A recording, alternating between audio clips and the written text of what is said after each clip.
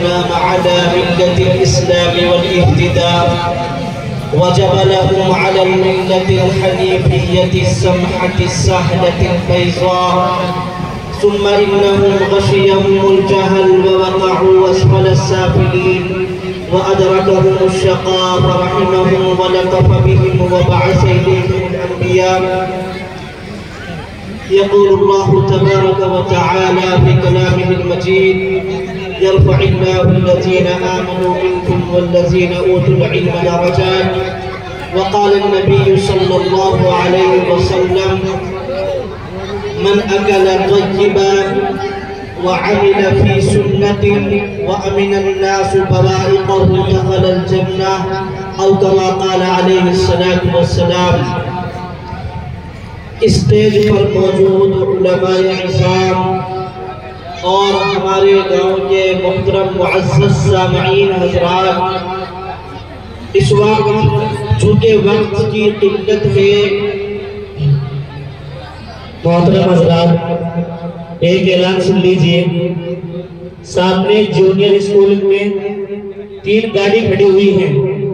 وہ جن حضرات کی ہو وہ وہاں سے ہٹا لیں کیونکہ اسکول بند ہونے کا ٹائم ہو رہا ہے. محترم حضرات، الحمدللہ آج ہمارے جامعہ تعلیم القرآن کا یہ سالانہ اجلاس ہے. محترم حضرات، یہ جو سالانہ اجلاس ہر سال منعقد کیے جاتے ہیں، ظاہر سی بات ہے ان کے اندر پورے سال مدرسے کی کیا کارگزاری رہی ہے اس کو پیش کیا جاتا ہے، اور نمونے کے طور پر جو بچے حافظ قرآن ہوتے ہیں ان کے دستار بندی کی جاتی ہے اور پوری قوم کو میسج دیا جاتا ہے کہ دیکھیے آپ کے ننھے پھول جو مدرسوں سے حافظ قرآن ہو کر نکل رہے ہیں، آج جیسے عارضی طور پر ان کے دستار بندی کی جا رہی ہے، کل قیامت کے دن اللہ تبارک و تعالیٰ ان بچوں کے والدین کو، متعلقین کو، رشتہ داروں کو اللہ تبارک و تعالیٰ اس سے کہیں زیادہ نوازیں گے. محترم حضرات، مجھے اس وقت 2 باتیں عرض کرنی ہیں. ایک بات تو وہ ہے جس سے ہمارا معاشرہ غفلت کے اندر پڑا ہوا ہے، غافل ہے، اور پورے معاشرے کے اندر اس سے بے خبری ہے. اور ایک چیز وہ ہے کہ ہمارا معاشرہ اس کے اندر لگا ہوا ہے اور آب و خاص اچھے مالدار اور غریب ہر طرح کے گھرانے کے لوگ اس سے لگے ہوئے ہیں. محترم حضرات، ایک چیز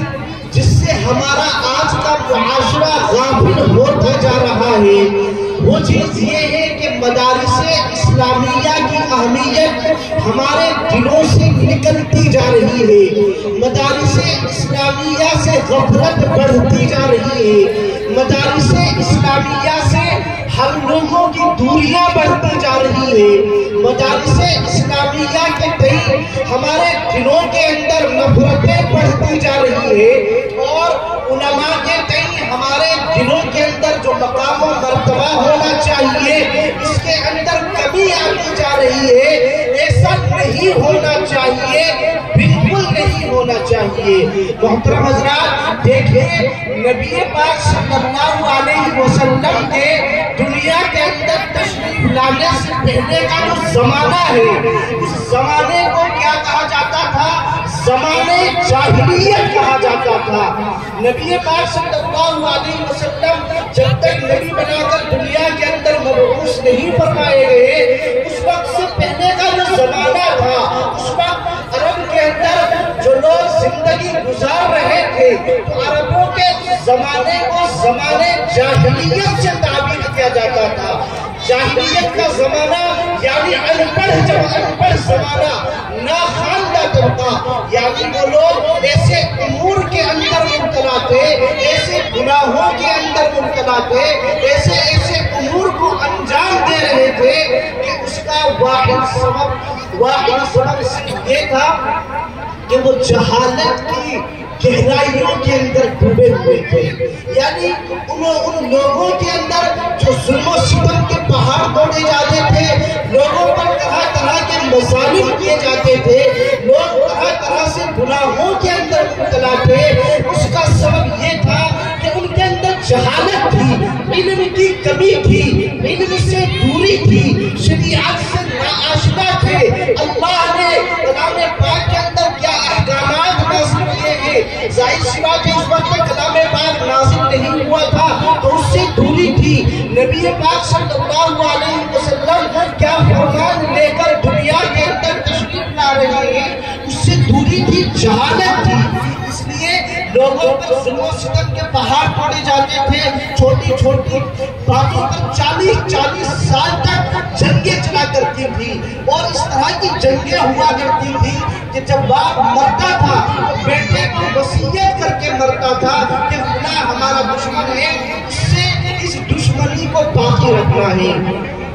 اور ان کے اوپر جیسا کہ مفتی صاحب نے تفصیلاً بیان کیا اس طرح سے ظلم و ستم کا ماحول کیا جاتا تھا، ان کی پیدائش کو بھی منحوس تصور کیا جاتا تھا اور ان کو زندہ درگور کر دیا جاتا تھا۔ تو یہ سب کیوں تھا؟ جہالت کی وجہ سے۔ قربان جائیے میرے ماں باپ، ہم سب کے ماں باپ قربان ہو نبی پاک صلی اللہ علیہ وسلم پر۔ جب دنیا کے اندر تشریف لے آئے، رحمت للعالمین بن کر نبی پاک صلی اللہ علیہ وسلم دنیا کے اندر تشریف لے آئے، اور اللہ تعالیٰ نے اپنا کلام، اپنی شریعت نبی پاک صلی اللہ علیہ وسلم کے واسطے سے ہم تک اپنی شریعت کو پہنچانا چاہا تو سب سے پہلا جو خطاب نبی پاک صلی اللہ علیہ وسلم سے کیا گیا، اور نبی پاک صلی اللہ علیہ وسلم کو سب سے پہلے جس چیز کی تلقین کی گئی وہ اللہ تبارک و تعالیٰ کے کلام پاک کی پہلی آیت جس کو ہم سب جانتے ہیں، اقرأ بسم ربک الذی خلق۔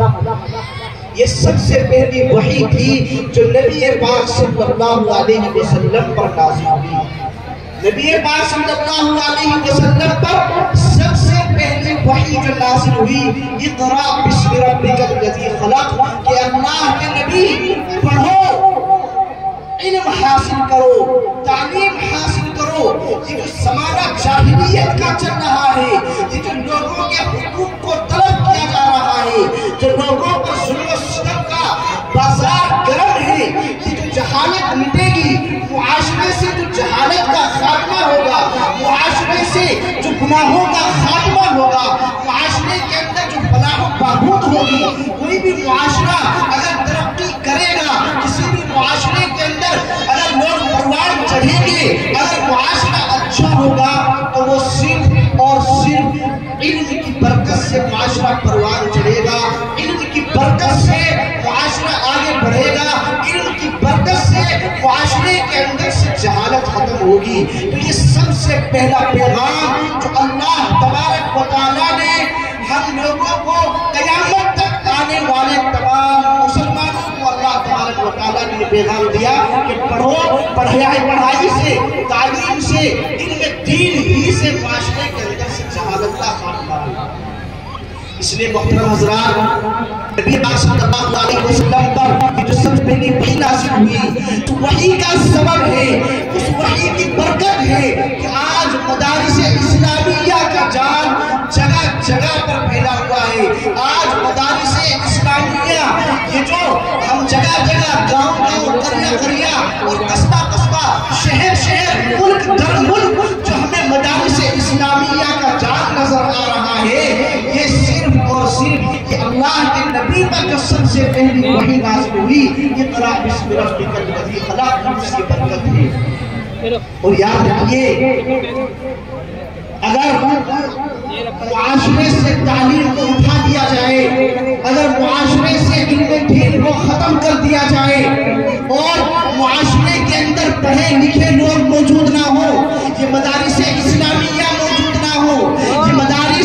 مدارس اسلامیہ جن سے نکلنے والے فضلاء تبلیغ کے اندر جاتے ہیں، جن سے نکلنے والے فضلاء مساجد کے اندر جاتے ہیں، جن سے نکلنے والے فضلاء مکاتب کی درسگاہوں میں بیٹھ کر ہمارے بچوں کو دینی تعلیم سے آراستہ کرتے ہیں، یقین جانیے اگر یہ مدارس نہ ہو تو پھر سے ہمارا یہ معاشرہ زمانہ جاہلیت کا معاشرہ ہو جائے۔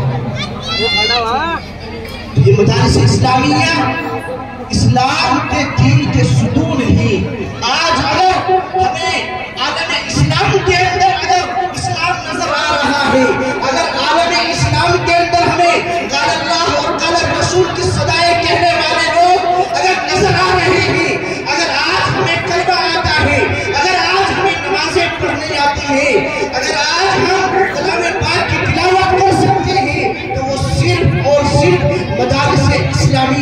دین ہے. خدا کی قسم اگر یہ مدارس اسلامیہ نہ ہوتے, اگر یہ مکاتب نہ ہوتے,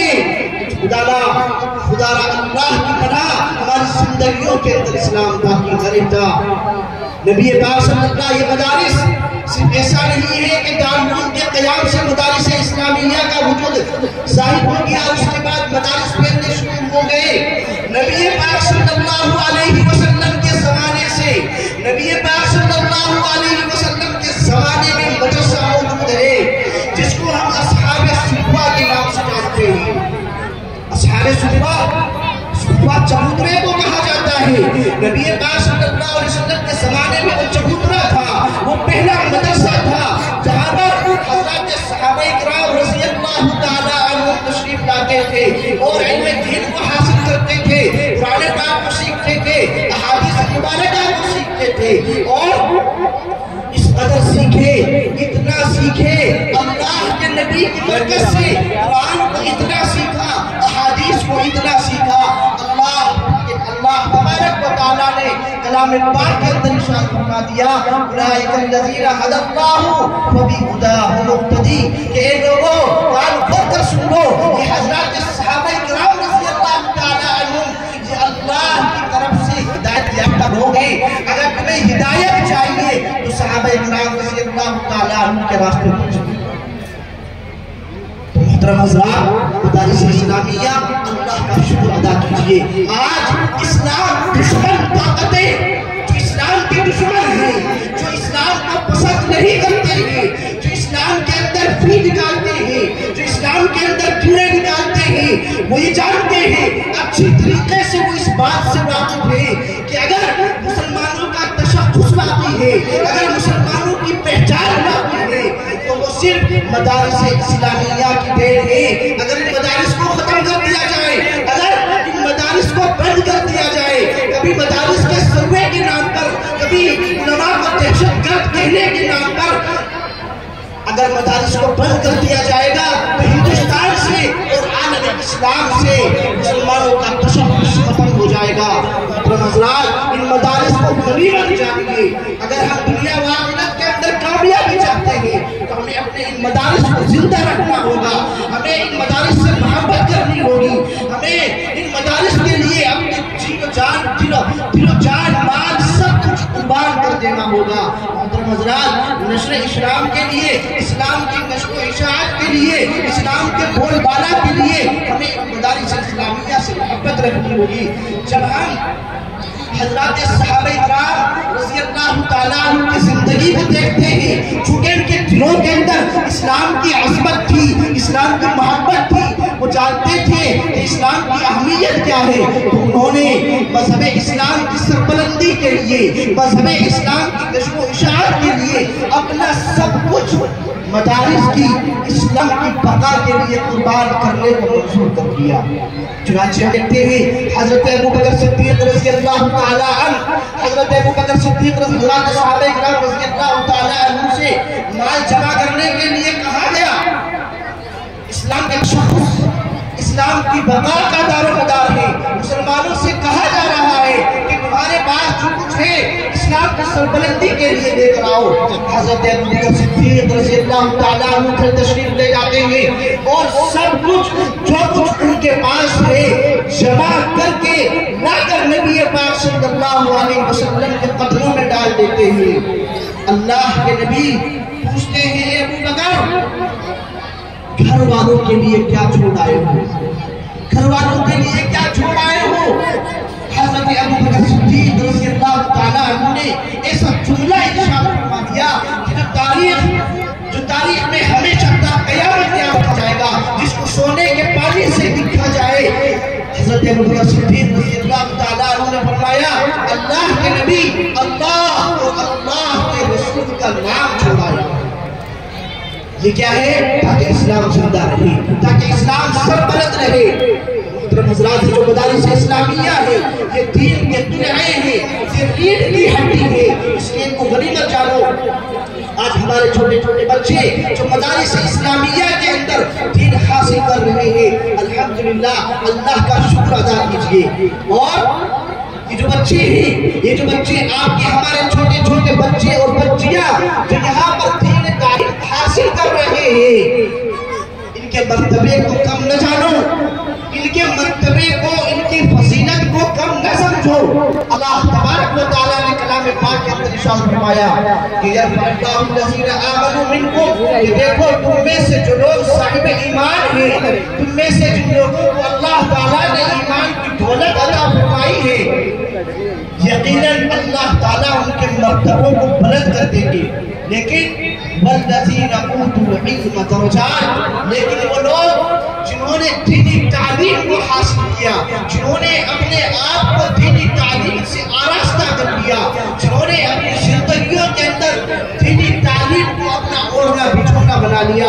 اللہ فرماتے ہیں اللہ تعالیٰ ان کے درجات کو بہت زیادہ فرما دیں گے، اللہ تعالیٰ ان کے درجات کو بلند فرما دیں گے۔ دوسرے موقع پر اللہ تبارک و تعالیٰ ارشاد فرماتے ہیں قل هل يستوي الذين يعلمون والذين لا يعلمون۔ اللہ تبارک و تعالیٰ علماء کی، اللہ تبارک و تعالیٰ یہ جو ننھے ننھے پھول آپ کے علم دین کو حاصل کر رہے ہیں، جو قرآن کی تعلیم کو حاصل کر رہے ہیں، آپ اپنے بچے کو ڈاکٹر بنا لیجئے، انجینئر بنا لیجئے، آپ اپنے بچے کو پروفیسر بنا لیجئے، پولیس آفیسر بنا لیجئے، آپ اپنے بچے کو جو چاہے بنا لیجئے۔ اللہ تبارک و تعالیٰ جن کے مرتبوں کو، جن بچوں کے مرتبوں کو اللہ تبارک و تعالیٰ بیان فرماتے ہیں، اللہ فرماتے ہیں قل، اللہ کے نبی آپ فرما دیجئے قیامت تک آنے والے تمام مسلمانوں کو یہ پیغام پہنچا دیجئے هل يستوي الذين يعلمون والذين لا يعلمون، کہ ذرا بتلاؤ کیا علم حاصل کرنے والے اور علم حاصل نہ کرنے والے برابر ہو سکتے ہیں؟ ظاہر سی بات ہے برابر نہیں ہو سکتے۔ محترم حضرات، اللہ کے نبی صلی اللہ علیہ وسلم کی زندگی کو جب ہم اٹھا کر دیکھتے ہیں تو اللہ کے نبی صلی اللہ علیہ وسلم جس طریقے سے ہم لوگ دعائیں مانگتے ہیں، ہم لوگوں کی مختلف ضروریات ہیں، مختلف قسم کی دعائیں ہم لوگ مانگتے ہیں، لیکن کبھی ہم لوگ دعا مانگتے ہیں اللہ تعالیٰ ہمارے مال و دولت میں اضافہ فرما، کبھی ہم دعا مانگتے ہیں اللہ تبارک و تعالیٰ ہمیں اچھا گھر عطا فرما، مختلف قسم کی ضرورتیں، مختلف قسم کی دعائیں ہم مانگتے ہیں، لیکن نبی پاک صلی اللہ علیہ وسلم کی زندگی کو جب ہم اٹھا کر دیکھتے ہیں، اللہ کے نبی صلی اللہ علیہ وسلم کس چیز میں اضافے کی دعا مانگ رہے ہیں، اللہ کے نبی صلی اللہ علیہ وسلم کو سکھایا جا رہا ہے، اللہ تبارک و تعالیٰ کی طرف سے تعلیم دی جا رہی ہے، بتلایا جا رہا ہے کہ جو چیز، جس چیز میں اضافے کی دعا مانگی ہے وہ چیز کیا ہے؟ اللہ کے نبی صلی اللہ علیہ وسلم کے واسطے سے اللہ تبارک و تعالیٰ نے قیامت تک آنے والے تمام مسلمانوں کو سکھا دیا۔ کیا دعا تھی؟ رب زدنی علما، رب زدنی علما۔ اللہ کے نبی صلی اللہ علیہ وسلم دعا مانگ رہے ہیں رب اے میرے رب زدنی علما، میرے علم میں اضافہ فرما، میرے علم میں اضافہ فرما۔ تو یہ علم میں اضافے کی دعا نبی پاک صلی اللہ علیہ وسلم مانگ رہے ہیں۔ آج والدین کو اور ہم لوگوں کو مدارس اسلامیہ میں پڑھنے والے طلباء کو اس دعا کا اہتمام کرنا چاہیے۔ ہم اپنے بچوں کے لیے دعائیں مانگتے ہیں، ان کی صحت کے لیے دعائیں مانگتے ہیں، ان کے مال و دولت میں اضافے کی دعا مانگتے ہیں، اس دعا کو شامل کر لیجئے کہ اللہ ہمارا یہ جو ننھا سا بچہ طالب القرآن کے اندر علم دین سے آراستہ ہو رہا ہے، جو صبح اٹھ کر پارا لے کر مدرسے کے اندر جاتا ہے، آپ نمازوں کے اندر اپنے بچوں کے لیے دعائیں مانگے کہ اللہ ہمارے اس بچے کے علم میں اضافہ فرما، یا اللہ اس بچے کے علم میں اضافہ فرما۔ خدا کی قسم علم سے بڑھ کر دنیا کے اندر کوئی دولت نہیں ہے، اسی لیے اللہ کے نبی صلی اللہ علیہ وسلم نے ارشاد فرمایا اذا مات الانسان انقطع عنه عمله، کہ جب انسان مر جاتا ہے، جب انسان دنیا سے چلا جاتا ہے تو انسان کا اعمال کا سلسلہ موقوف کر دیا جاتا ہے۔ ظاہر سی بات ہے جب تک ہم زندہ ہیں، جب تک ہم دنیا کے اندر ہیں، نمازیں پڑھ رہے ہیں، روزے رکھ رہے ہیں اور مختلف عبادتوں کے اندر لگے ہوئے ہیں، ذکر و اذکار کے اندر لگے ہوئے ہیں، تسبیحات کے اندر لگے ہوئے ہیں، مختلف عبادتوں کے اندر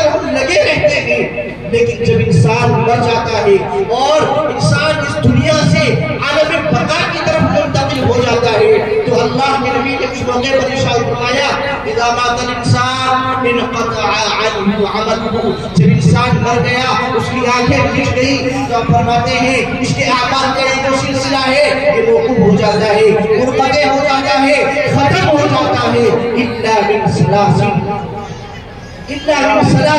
ہاں مگر تین چیزیں ہیں، ہاں مگر تین چیزیں ہیں کہ انسان کے مرنے کے بعد بھی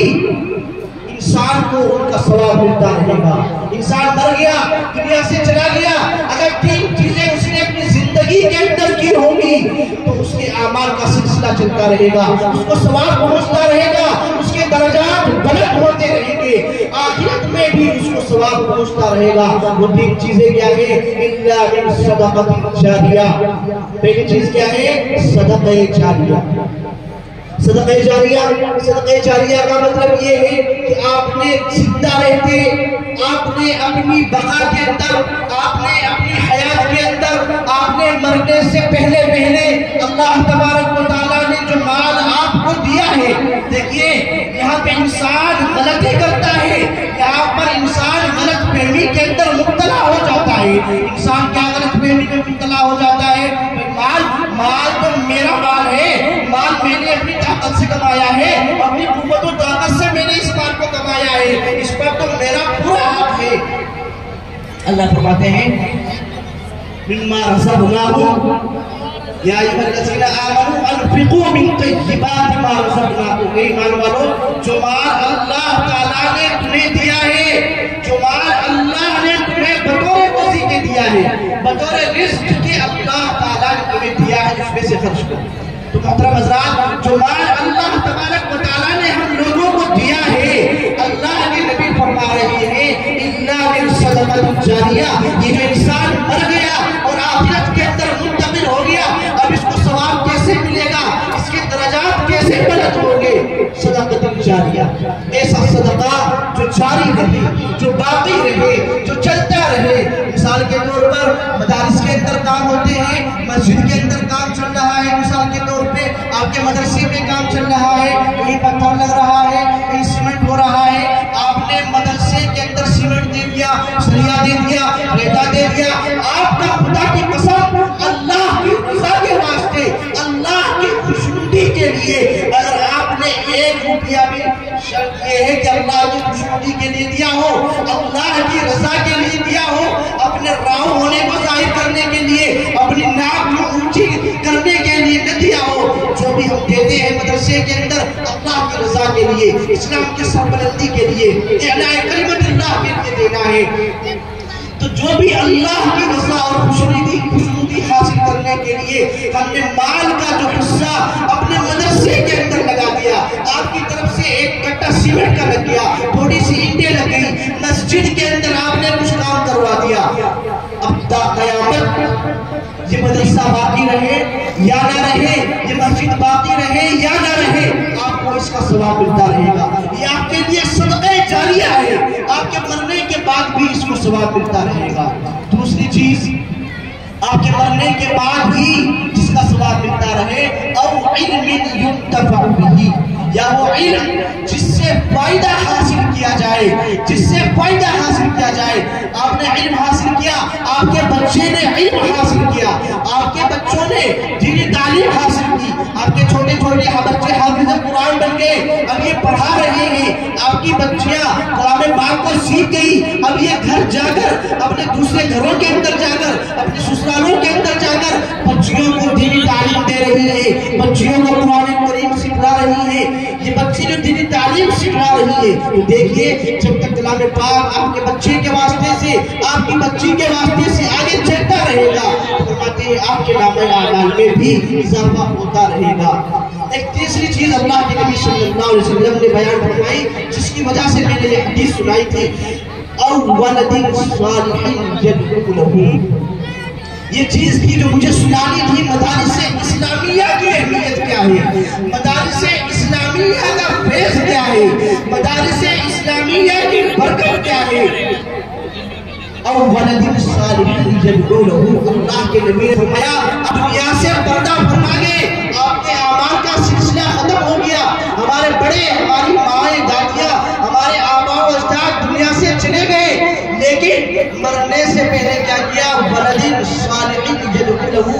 کا بچہ تھا، اس کا لڑکا تھا، اس کی کوئی بھی اولاد تھی، لڑکا تھا یا لڑکی تھی، نیک اولاد، ولد صالح، آپ نے اپنے بچے کو مدارس کے اندر داخل کر کے اس کو ایک اچھے معاشرے سے ملا کے، ایک غلط معاشرے سے بچا کر، غلط ماحول سے بچا کر اور غلط پرورش سے بچا کر آپ نے اپنے بچے کو اچھی تعلیم دی، اچھی پرورش کی، آپ نے اس کو دینی تعلیم سے آراستہ کیا، بچے کے اندر نیکی والا جذبہ داخل کر دیا، تو بچے کو آپ نے نیک بنا دیا، تو او ولد صالح، آپ جب دنیا سے چلے جائیں گے تو یہ نیک بچہ آپ کے لیے دعائیں کرتا ہے، آپ کو قرآن پاک پڑھ کر ایصال ثواب کرتا ہے،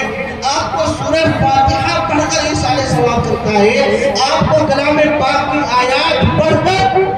ایصال ثواب کرتا ہے۔ خدا کی قسم یہ آپ کے ڈاکٹر سے بہتر ہے، خدا کی قسم یہ آپ کے انجینئر سے بہتر ہے، یہ آپ کے لاکھوں کروڑوں کمانے والے بچے سے بہتر ہے،